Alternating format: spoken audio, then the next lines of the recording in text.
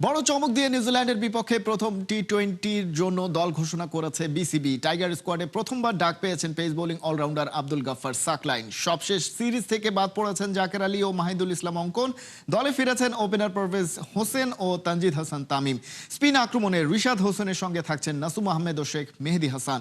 টানা ম্যাচ খেলায় বিশ্রামে রাখা হয়েছে তিন পেসার মোস্তাফিজুর রহমান, তাসকিন আহমেদ ও নাহিদ রানাকে। অভিজ্ঞ পেসারদের জায়গায় সাম্প্রতিক সময়ে দুর্দান্ত ছন্দে থাকা সাকলাইনকে বাজিয়ে দেখতে চায় বিসিবি। তার সঙ্গে প্রথমবার ডাক পেয়েছেন রিপন মন্ডলও। 2023 সালে টাইগারদের হয়ে এশিয়ান গেমসে 3টি টি-20 খেলার অভিজ্ঞতা থাকলেও এই প্রথম মূল জাতীয় দলের জার্সি গায়ে জড়াবেন 23 বছর বয়সী ডানহাতি পেসার সাকলাইন। নিউ কিউইদের বিপক্ষে টি-20তে অধিনায়ক হিসেবে থাকছেন লিটন দাস। সহকারী কাপ্তানের দায়িত্ব সামলাবেন সাইফ হাসান। 27 এপ্রিল শুরু হওয়া সিরিজের প্রথম দুই ম্যাচ হবে চট্টগ্রামে, 2 মে মিরপুরে। শেষ টি-20 দিয়ে শেষ হবে সিরিজ।